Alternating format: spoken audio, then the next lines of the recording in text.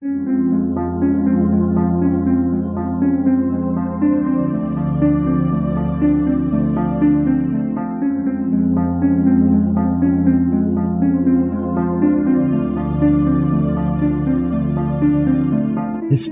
tells the story of the world and of our lives. Sometimes that history goes bump in the night.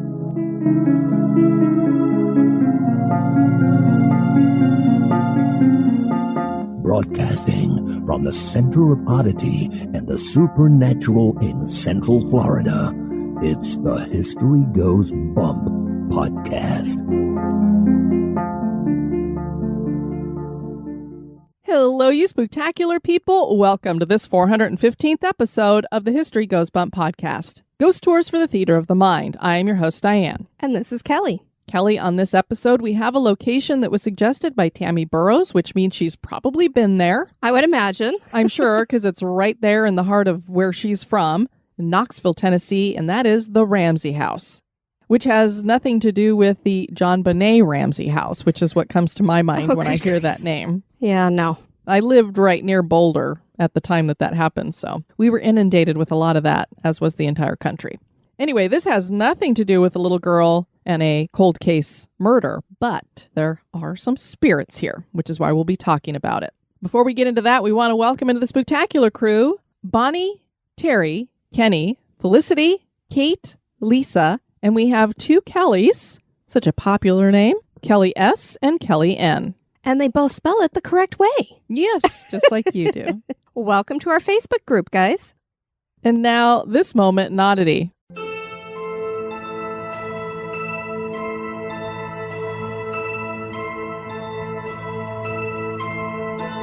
The moment in Oddity was suggested by Bill Richardson. In May of 1754, the French and Indian War broke out and tensions were running high all throughout New England. That summer, something peculiar occurred in the town of Windham, Connecticut. In the middle of the night, residents were awakened by a horrifying scream. Not just a scream, a shrieking roar. There were many voices in the sound. Some thought it was an attacking group of Native Americans. Others thought enemy forces were coming. Wyndham's militia leader, Eliphalet Dyer, called the militia to form. They fired their muskets into the darkness until daylight broke. Then a scouting group was sent out to see how successful they had been. What they found were hundreds of bullfrog bodies laying belly up everywhere. A large group of bullfrogs had descended on a large puddle, which is all that remained of a pond on Dyer's property. The people of Windham realized that the cries they heard were bullfrogs crying out for water. The incident is known as the Great Windham Frog Fight. 3 ballads were written about it, and even an operetta was performed in 1888. The Windham Bank even issued banknotes with an image of a frog standing over the body of another frog, and that certainly is odd.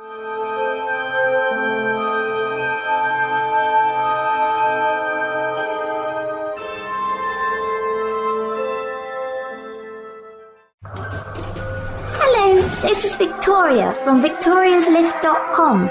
When I'm not taking those who must choose their destiny for a ride on the lift, I'm listening to History Goes Bump podcast. History isn't boring, it's terrifying. The past remains with us, and so do its spirits. Can you hear them calling? They want you to know their stories. Listen now to their voices and the truth from the past. And now, this month in history.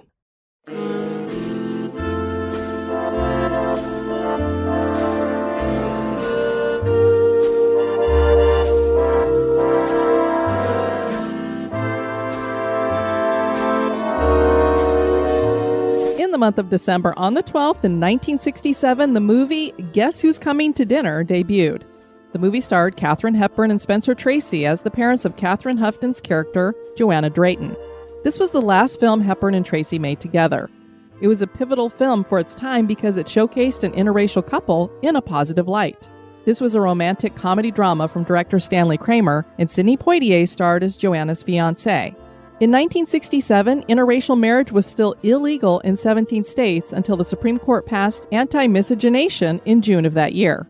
In 2017, the film was added to the National Film Registry as being culturally, historically, and aesthetically significant. Joanna's parents disagreed with each other about how they felt about the relationship. Poitier's character tells the parents he will leave the relationship unless the couple both give their blessing. Joanna invites her future in-laws to dinner, and they are shocked to find out that their son is engaged to a white woman. In the end, both sets of parents support the marriage.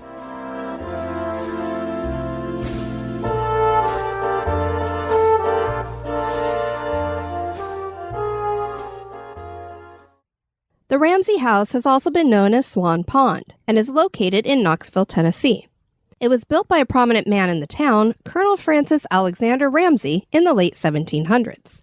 The house has a unique stone look to it and was the main home on a plantation that was held by the Ramseys until the Civil War.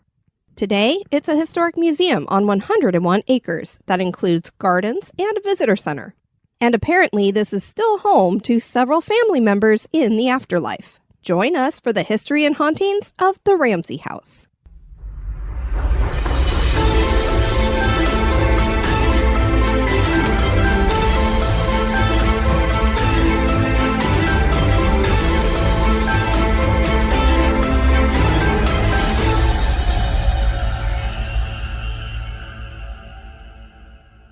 Knoxville, Tennessee is located at the headwaters of the Tennessee River in the heart of the Great Valley of East Tennessee that was once the hunting grounds of the Cherokee. A burial mound is evidence of an even earlier indigenous group.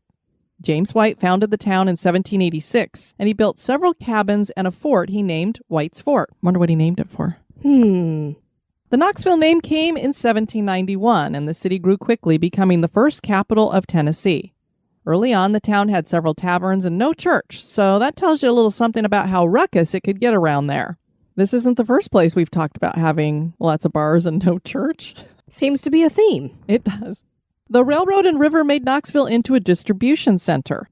The city found itself split during the Civil War and was occupied at different times by both the Confederacy and the Union. The University of Tennessee was founded here as well, starting as Blount College.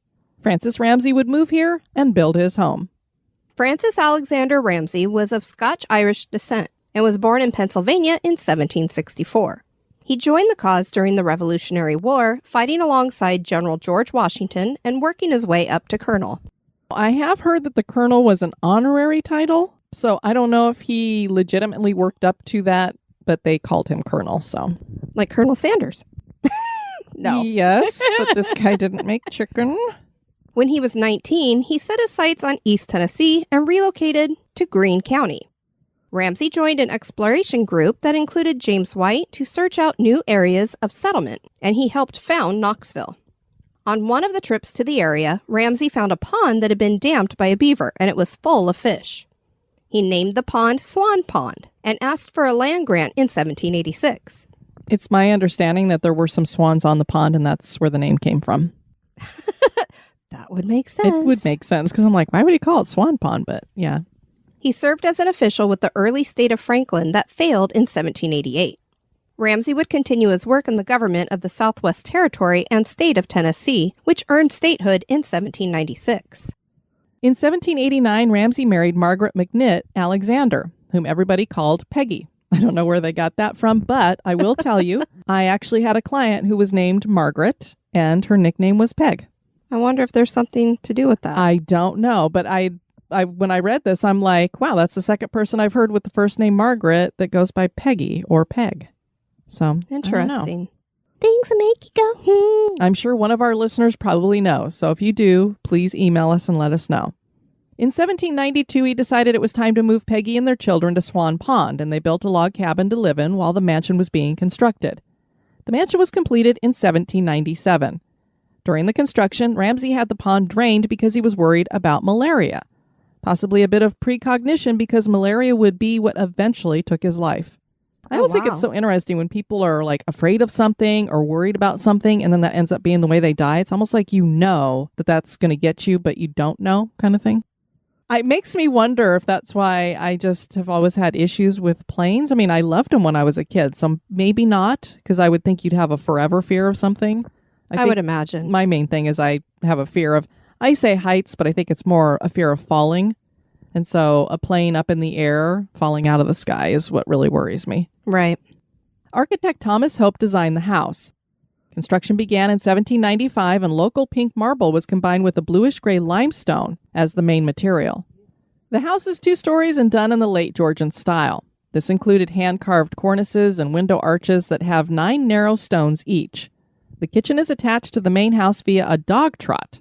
And in case people don't know, a dog trot is a breezeway that you find between 2 wings of a house. Oh, I was thinking it was a dog run.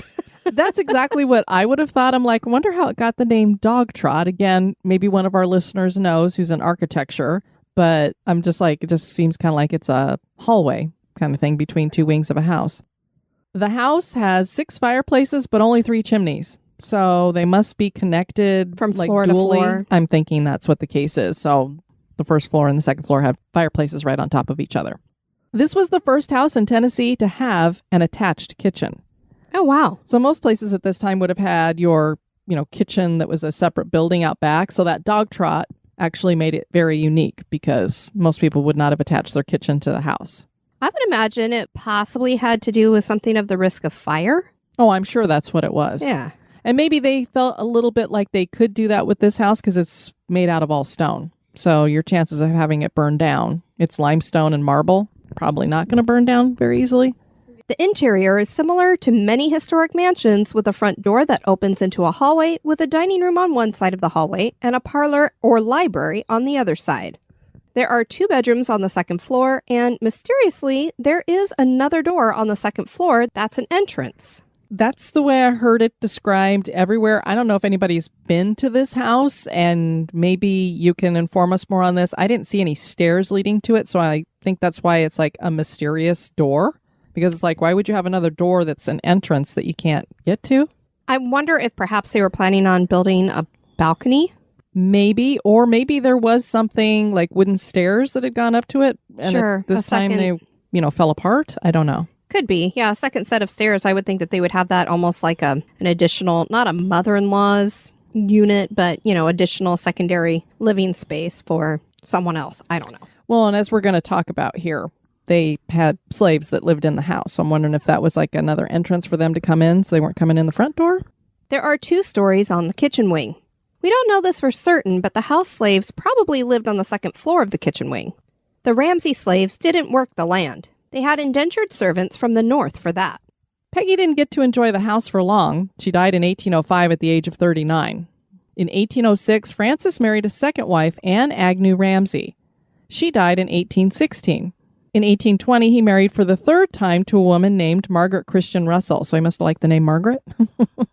This was also her 3rd marriage.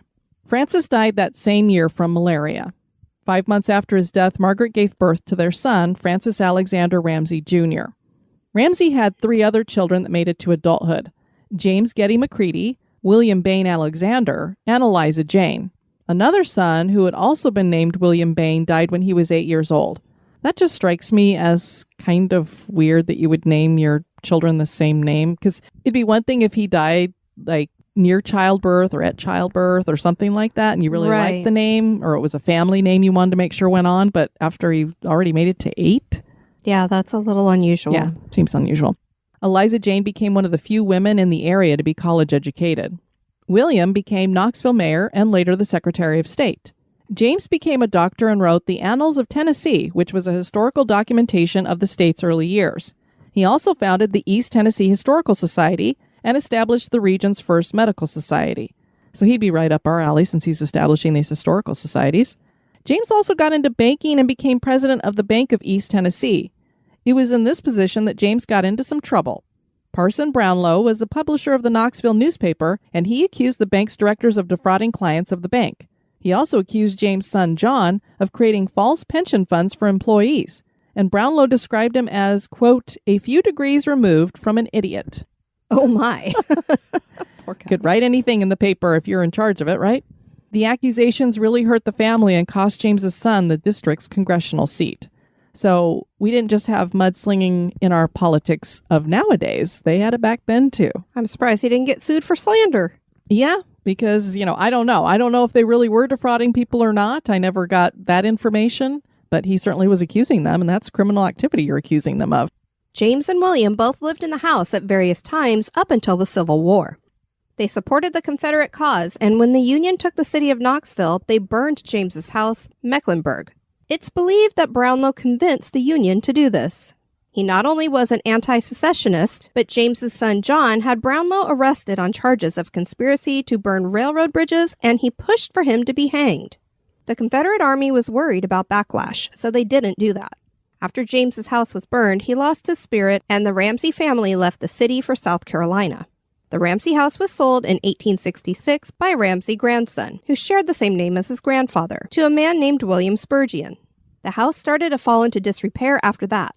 In 1927, the Bonnie Kate chapter of the Daughters of the American Revolution placed a historical marker at the Ramsey House in honor of it being James Ramsey's birthplace. So even though his dad was a founder of the city, his son James was a little bit more prominent because he had just written so much about the history of Tennessee. The Historic American Buildings Survey documented the house for a decade. Despite this attention, it wouldn't be until 1952 that the Association for the Preservation of Tennessee Antiquities would purchase the house. And the initials for that is APTA, and they began the process of restoring the house. They started with the windows and roof, and then restored everything else to its former glory. They also hauled an old log cabin onto the property to represent the first Ramsey house. I thought that was a nice touch. They filled the house with period furnishings that include 2 original Chippendale chairs given to Francis Alexander Ramsey and his wife Peggy as a wedding present. And I believe, those Chippendale dancers back in the day? That is where they get their name from. All right, Kelly, do you want to jump down the rabbit hole with me? After you. Hello? Hello? Yes, I'm down here in the rabbit hole, and I've brought you with me. So I went to the chippendales.com website, a place that I normally wouldn't be hanging out. Oh, dear. Although I will tell you, when I was in college, I did go to a Chippendale show with some of my fellow roommates and stuff. That's funny. I've never been. It was 1979 when the Chippendales first came on the scene, gyrating their way into the hearts and laps of women everywhere. Los Angeles club owner Steve Banerjee started the Chippendales, naming them after the classic Chippendale-style furniture that adorned the club where the guys first performed. Wow. Okay, well, there you go. When I saw that in my research that they had these Chippendale-style chairs, I was like, well, that's the only time I've ever heard the name Chippendale. And then I remembered back, I'm like, I just listened to that podcast, the true crime one, and I was like, I'm pretty sure they said in there that they were named for the Chippendale furniture. Funny. I was familiar with the furniture, with the chairs, but I didn't realize that the two were connected. Well, now you know, and I'm sure everybody's just thrilled. All right, where's my grappling hook to get out of this hole? Yeah, let's get out of here. We don't want to be down with the Chippendales for too long. In 1969, the house was added to the National Register of Historic Places. Today, it is a museum that also hosts weddings and other events.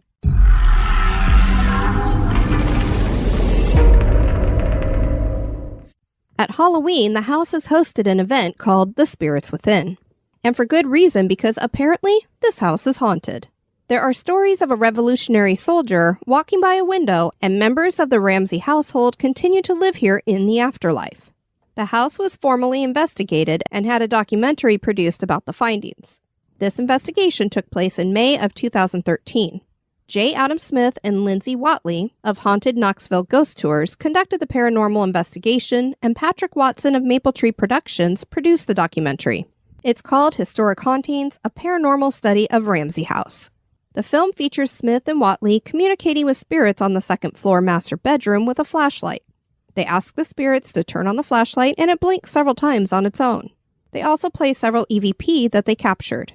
Kelly Weatherly Sinclair was the executive director in the house in 2019 when WATE 6 visited for a Halloween segment. She told the reporter that they have experienced many things in the house. It can be anywhere from seeing a shadow walk by to hearing footsteps. There are several that we think we've identified. One is Billy, the 8-year-old. Another is Anne, Francis's second wife. Another we think is Reynolds, and another one is Seth. And those are all different walks of life. A child, a mother, a grandfather, and we think one of the slaves that was here. Sue Jones was a museum assistant, and she said, I heard the guy in the other room go, "Oh my." I go, "What's the matter?" "Well, somebody just swore at me." I said, "Oh, that's just Seth. Don't worry about it." So we go, "Seth, what do you want?" And the box said, "Stairs." So we all go over to the stairs. Those stairs are the ones that lead up to a dormitory, but no one ever goes up there anymore. The door there will shut on its own, and Seth has something to say. Jones also said that Billy has occasionally tapped her on the arm to let her know he was there.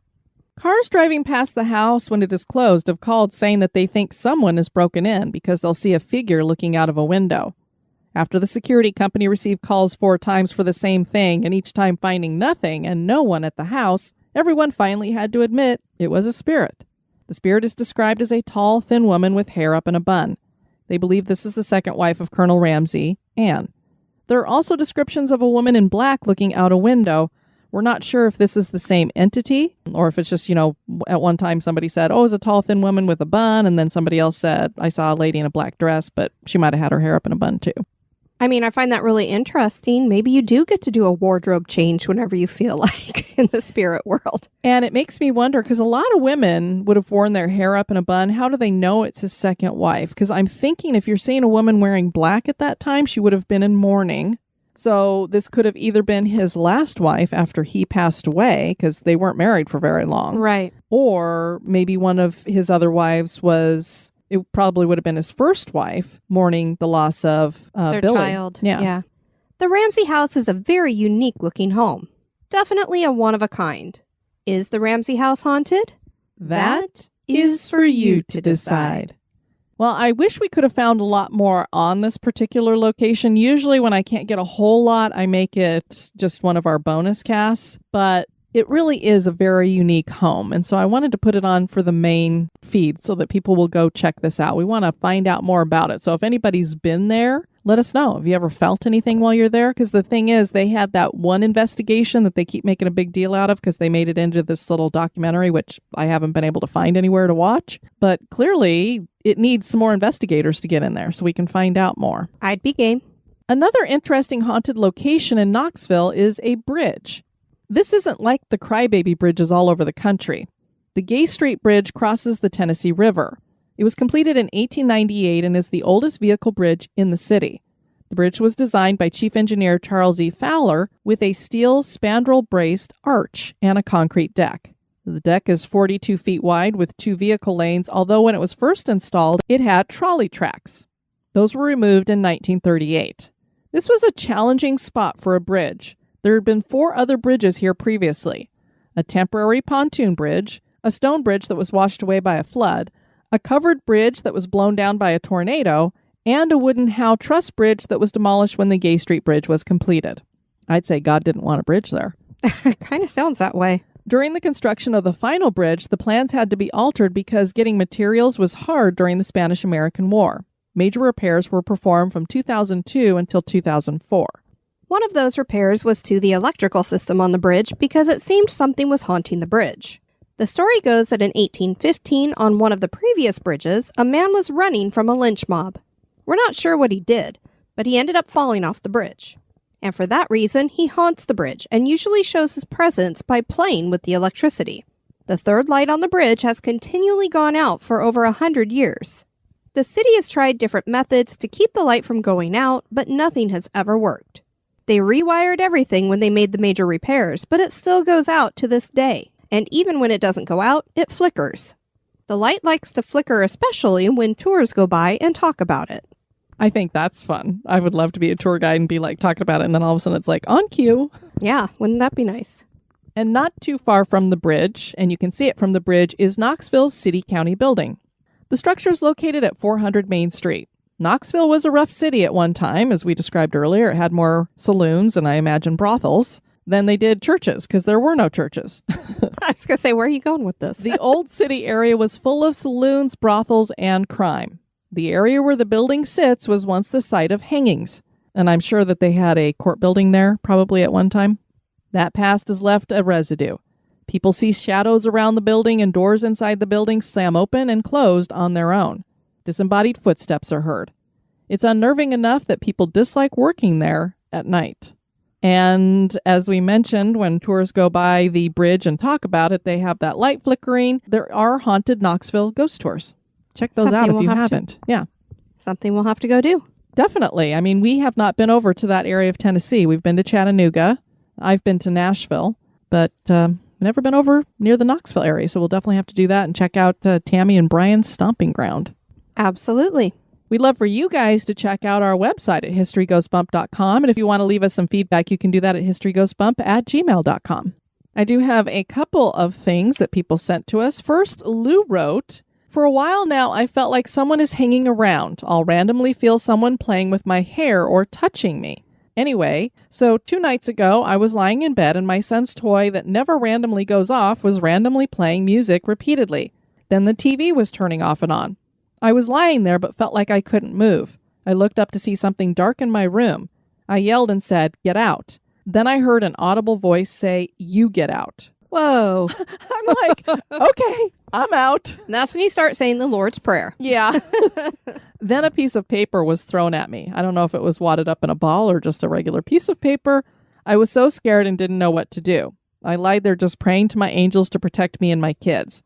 I found out that 2 people who lived here previously had died in the house. So I don't know if it's like a battle over, this is our house, get out. But I'll tell you what you need to do. Saying the prayers is probably good, but even better is just audibly letting them know, no, this is my house. If you want to be nice, you can stay. But if you're not going to be nice and you're going to tell me to get out, then you're going to have to leave. Just take the upper hand. And if that doesn't work and they start wadding up more paper and pegging you with it or throwing other things at you, then maybe you pull out Jesus's name and say, well, in his name, why don't you get on out? Absolutely. Then Jane, who lives in Australia, wrote, "So I have no photo to present to you, basically no proof of anything. However, we've been living in our house for about 7 years. The house used to be a doctor's surgery, plus the doctor, also lived in the home in a different section of the house. I've heard that someone died in the swimming pool in the backyard, but can't find any information to back that up. We've had a few odd things happen. The garage door opens of its own accord. That could be that somebody's on the same thing, maybe. I don't know. Yeah, I actually had to reprogram ours for that very reason. Yeah, we once had a neighbor a couple doors down or whatever that was on the same one, so every time they came home, our garage door would go up. We sometimes smell flowers or floral-scented perfume. We can literally step into and out of a small area to smell it. It's even happened in the outside doorway, which I find really interesting because when people tell you that they smell these phantom smells and things like that, I've never really thought to ask them, well, does it permeate everywhere or is it just in a specific section? If you're just getting it in a specific spot like a cold spot, then wow, that really seems to speak to a spirit standing right here literally. We have sensor lights throughout the house to lead the way to the bathroom in the middle of the night. They turn on in sequence in the middle of the night. I thought it was the cat, but she was peacefully sleeping between us on our bed. Nobody else lives here. Hubby, me, and our cat all sleep together, and if one of us gets up in the middle of the night, we know. Not scared or afraid whatsoever. The smells we can step in and out of are beautiful. The lights going on and off are a bit odd. The garage door opening of its own accord is a definite worry. And like I said, the thing that worries me the most about some of these people's ghostly stories is when they say, you know, they wake up and find their doors wide open or unlocked. And I'm like, now that's just a security hazard. Right. That's worse than just a haunting. So some very interesting stories there. Kelly, I also wanted to share, Mindy had put this up in the Spooktacular crew, and I thought it was pretty fitting for us. It's got Sophia from the Golden Girls, the picture of her, and it says, "Everyone talks about an inner child. I have an inner older lady who says inappropriate things, judges everyone, and wants to be in bed by 8 p.m. I thought, well, that kind of sounds like Kelly and I. I don't know how much we judge others, but I can feel like Sophia on certain days. Absolutely. Yes, definitely in bed by 8 p.m. If I'm up past that, it's going to be trouble. That's why when we do investigations, we can get a bit loopy. You know, I'm just always a sarcastic person, so that's why I feel like Sophia. Yes, she was saying inappropriate things. That's like me when I'm just very, very sarcastic about many things. Me too. And that's the hard thing about social media and being online or texting, because sarcasm doesn't come across very well. This is true. And then we did a couple of episodes ago, Miss Molly's Bed and Breakfast and Amy Martinez's daughter. We played audio between her and her fiance of some experiences they had there. And people may recall that her fiance's father's spirit seemed to have some communication with them. And it told them, because she's pregnant, that she was going to have a little girl. Well, it turns out that they found out they're having a little boy. So the father-in-law ghost was wrong, but I did say I don't believe that ghosts can be psychic. So, and you know, they can hide those things on the ultrasound. I mean, sometimes the doctor's wrong. No, exactly. Sometimes the doctor's wrong too. So congratulations to Jade and her fiance. Absolutely. I want to thank you guys for tuning in to this episode. I've been your host, Diane. And this has been Kelly. You take care now. Bye-bye. Bye-bye. This episode is brought to you by our executive producers. Dispatches from the Grave Digger. First, we want to thank Brendan Timoney for his donation. And Sarah Midden, we are going to be moving you into a garden crypt. So in 3 months, you're going to be getting your HGB logo mug. And then after a year, you get a t-shirt. Awesome. Thank you so much for supporting History Goes Bump. We really could not produce this show without you. And if you want more information about the tiers that we have on Patreon, just go check it out. You'll be able to see how many extra episodes you get, what different goodies you get throughout the year. Maybe it'll be a New Year's resolution to support one of your favorite podcasts. Thanks, guys. We appreciate you. Have a spooky experience that occurred at an historic location? Want to give us feedback or have a suggestion for the show? Share it with us at historygoesbump@gmail.com.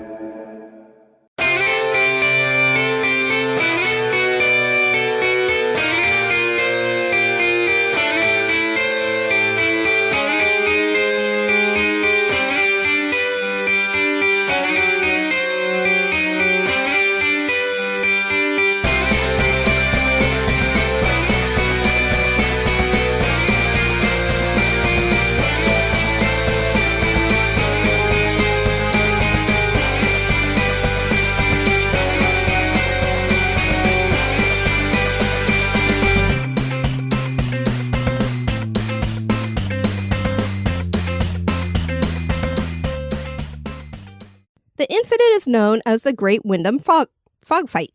They fight in the fog with frogs. It's a fog fight.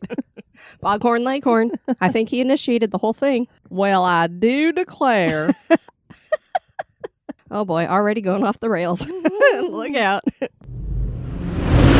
3 ballads were written about it, and even an operetta was performed in 1888. I'd like to know how they sang that. The operetta? I don't know, but it would be. Very Was there some ribbiting interesting. in there? Yeah, I don't know. Uh-oh, we've got the giggles. Oh no, this could take a while to get it back under control. The house was formerly Formerly? Ay. The deck is 42 feet wide with 2 vehicle lanes, although when it was first installed, it had trolley tracks. Jolly trolleys? They're jolly trolleys. Jump on the trolley. On the jolly trolley. Yeah. Hey, the jolly trolley. Say that 5 times fast. Gee.